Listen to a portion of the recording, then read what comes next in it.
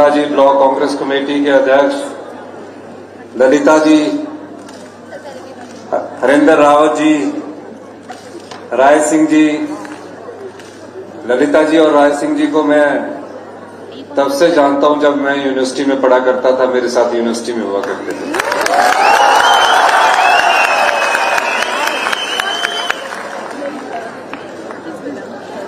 सभी अधिकारीगण और रोडू के सीमा कॉलेज के सभी प्यारे बच्चों, जब हम कॉलेज में पढ़ा करते थे, मैं गवर्नमेंट कॉलेज शिमला में पढ़ा करता था और रोडू से बहुत बच्चे गवर्नमेंट कॉलेज शिमला पढ़ा करते थे। और जब शिमला में पढ़ा करते थे तो अक्सर मेरा रोडू आना हुआ करता था। 86 में मैं रोडू आया जब मैं कॉलेज का, गवर्नमेंट कॉलेज शिमला का प्रेसिडेंट था। तो आज जब मैं पहले अपने कार्यक्रम में कॉलेज गया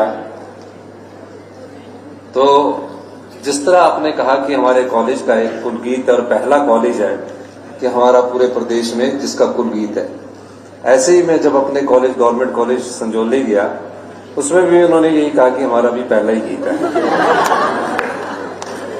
अब मैंने सोचा कि ये पहला ही आपका भी है और पहला ही उनका है, क्योंकि अभी तक मैं 2 कॉलेज में गया हूं और दोनों में कहा कि पहला हमारा ये कुलगीत है। पर जो भी है, आप लोगों ने बहुत अच्छा किया। माफी चाहूंगा, जब मैं सवेरे दिल्ली से चला, फॉग थी, मैं खुद 2 घंटे लेट हूं, इसलिए मैं आपसे माफी चाहता हूं। कई बच्चों ने अपना कार्यक्रम प्रस्तुत करना था, कई बच्चों के प्राइज डिस्ट्रीब्यूशन फंक्शन है और बड़ी आशा होती है कि हम मुख्य अतिथि से अपना जो हमने मेहनत की होती है उसका प्राइज हमें मिले। लेकिन आज बहुत इम्पोर्टेंट बैठक हमारी अभी चली भी है, जिसमें शिक्षा मंत्री जी को भी जाना है और मुझे भी जाना है, प्रिंसिपल सर महोदय को भी आना था, लेकिन आज कार्यक्रम है और आपकी शिक्षा से संबंधित है। जैसे कि मैंने कहा और शिक्षा मंत्री जी ने भी कहा, हमारी जो क्वालिटी एजुकेशन है, गुणात्मक शिक्षा है, उसमें पिछले 5 वर्ष में बहुत गिरावट आई है और इतनी अत्यधिक गिरावट आई है कि हमारा जो बेस है प्राइमरी एजुकेशन का, वो पूरी तरह टूट चुका है। 5वीं का बच्चा दूसरी की किताब नहीं पढ़ सकता। और जब ऐसा हुआ तो मेरी कई घंटे शिक्षा मंत्री जी से बात हुई, रात दिन बैठकर हम और शिक्षा मंत्री जी चर्चा करते थे। उसके अलावा भारतीय जनता पार्टी की सरकार आई, उन्होंने 900 संस्थान खोल दिए, जिसमें हर जगह +2 कर दी गई, हर कॉलेज में क्लासेस शुरू कर दी गई। और जब पढ़ाने वाली बात आई तो हमारे पास टीचर नहीं थे। हेल्थ के इंस्टीट्यूशन खोल दिए गए, लेकिन वहां डॉक्टर नहीं थे। नोटिफिकेशन तो हम भी कर दें, हर कोर्स शुरू कर दें, लेकिन उस शिक्षा का क्या फायदा जब पढ़ाने वाले टीचर ही नहीं होंगे। इस दृष्टिकोण से हमने कुछ फैसले लिए और उन फैसलों में मैं माननीय शिक्षा मंत्री जी का भी धन्यवाद करना चाहूंगा। फैसले कड़वे थे, लेकिन उसका स्वाद आने वाले समय में जो भविष्य की युवा पीढ़ी है वो मीठा होगा। तकरीबन 2 वर्ष हमारी सरकार को होने जा रहे हैं।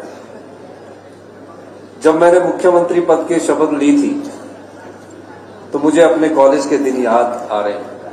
हम भी ऐसे ऑडिटोरियम में यूनिवर्सिटी में बैठा करते थे, एनएसयू के बच्चे थे, हम भी अपने नेता आते थे, नारे लगाते थे, दूसरे संगठनों के भी बच्चे थे।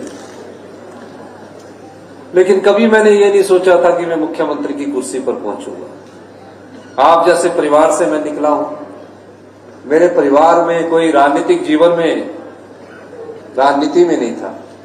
और उस समय हमारे माता पिता ये बोला करते थे कि कहीं सरकारी नौकरी लग जाओ, आपका जीवन यापन अच्छा हो जाएगा।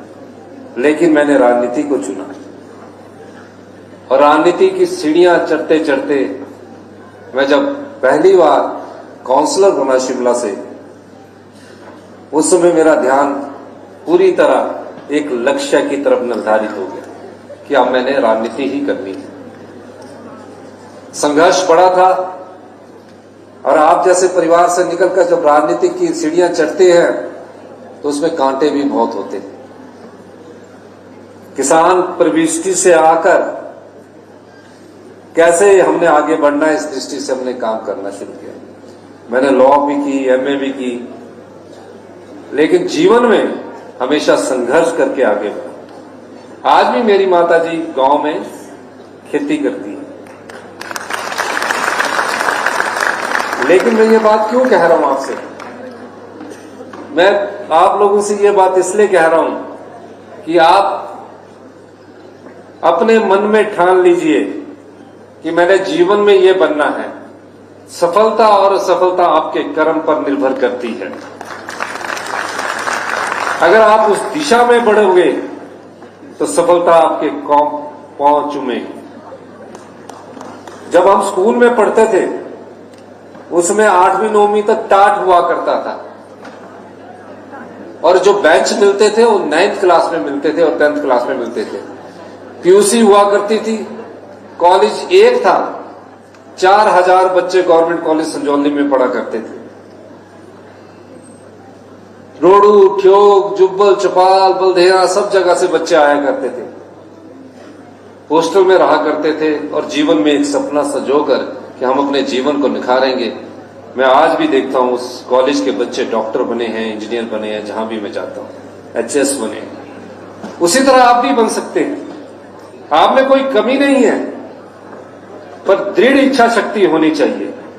अगर आप में दृढ़ इच्छा शक्ति है, लगनशीलता है, तो निश्चित तौर पर आपका भविष्य सुनहरा होगा, उज्जवल होगा। यह मैं दावे के साथ कह सकता हूं।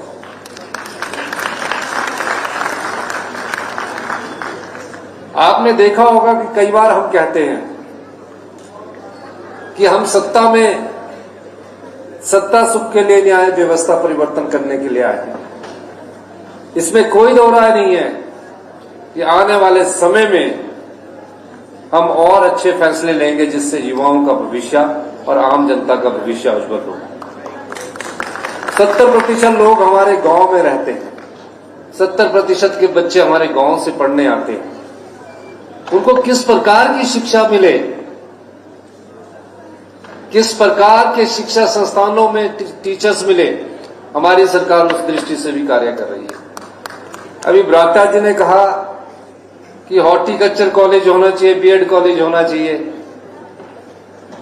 मैं चाहूंगा कि अगली बार से, जैसे शिक्षा मंत्री जी से मेरी चर्चा हुई है, कि इस कॉलेज में अगले साल से बीए बीएड शुरू की जाए। आप अभी बीए के बाद 2 साल लगाएंगे, आप बीए में ही फर्स्ट ईयर में एक सब्जेक्ट बीएड का पढ़ लेंगे, जो बच्चे शिक्षक बनना चाहते हैं। तो आप लोगों के लिए बीएड कॉलेज हम लेके जा रहे हैं।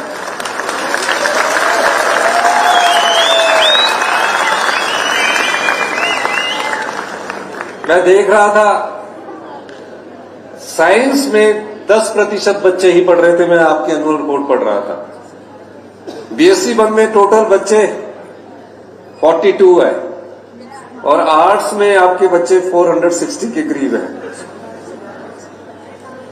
तो अब देखना यह होगा, और जहां भी मैं जा रहा हूं वहां बेटियों की संख्या बहुत अधिक है। अब इस कॉलेज में भी मुझे बेटियां अधिक संख्या में नजर आ रही है। और जब हम गवर्नमेंट कॉलेज शिमला में पढ़ते थे उस समय को-एड नहीं था, उस समय सभी लड़के हुआ करते थे। और हमारी स्ट्राइक पता किस लिए हुआ करती थी कि को-एड होना चाहिए, लड़कियां भी इस कॉलेज में होनी चाहिए। और जब मैं अभी 10-15 दिन पहले उस कॉलेज में गया तो पता लगा कि वहां 70% लड़कियां हैं। उल्टा हो गया।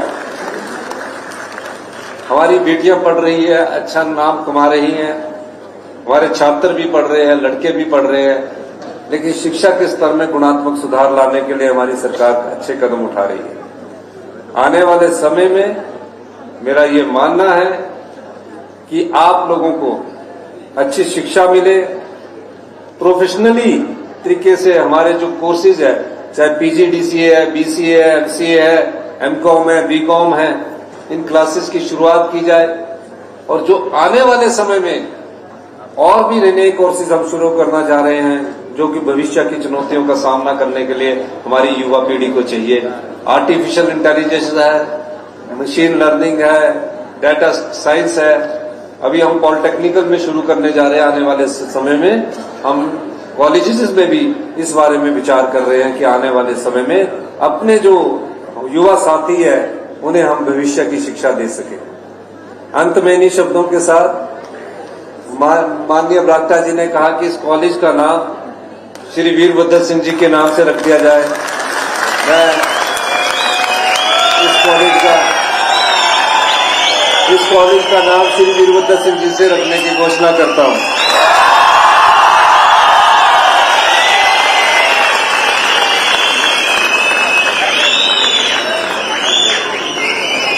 उन्होंने इस विधानसभा क्षेत्र का 3 या 4 बार प्रतिनिधित्व किया है, 5 बार ने प्रतिनिधित्व किया है और निश्चित तौर पर वो कांग्रेस पार्टी के वरिष्ठ नेता थे। उन्होंने हिमाचल प्रदेश की सेवा की है। तो जब बरागटा जी ने मांग रखी तो उस समय इस मांग को मैं पूरा करता हूं। बाकी प्रिंसिपल महोदय भी कुछ बोल रहे हैं।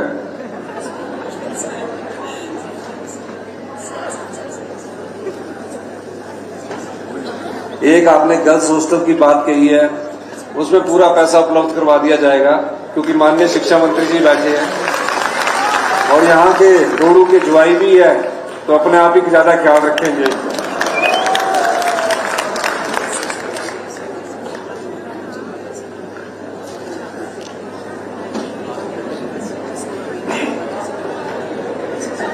और बसेस की इन्होंने बात की है, उसके बारे में भी मैं देने की घोषणा करता हूं। मल्टीपर्पज बिल्डिंग,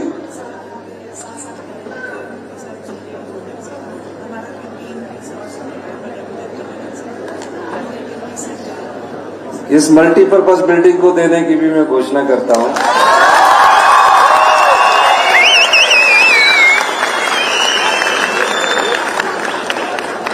आज मैं स्पेशल इसलिए आया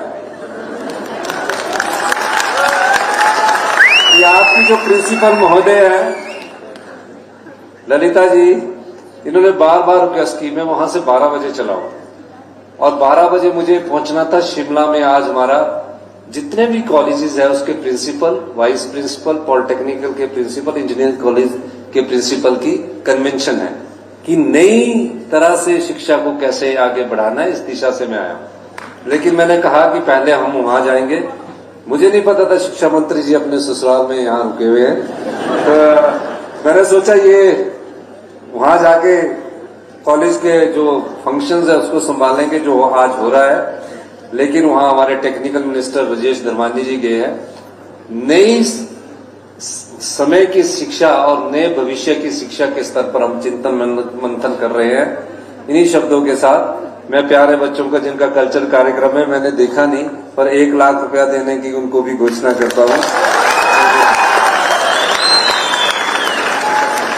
और इसके अलावा मैं आपका बहुत बहुत धन्यवाद करूंगा और आपसे माफी चाहूंगा कि हम लोग आपका पूरा कार्यक्रम नहीं देख सके।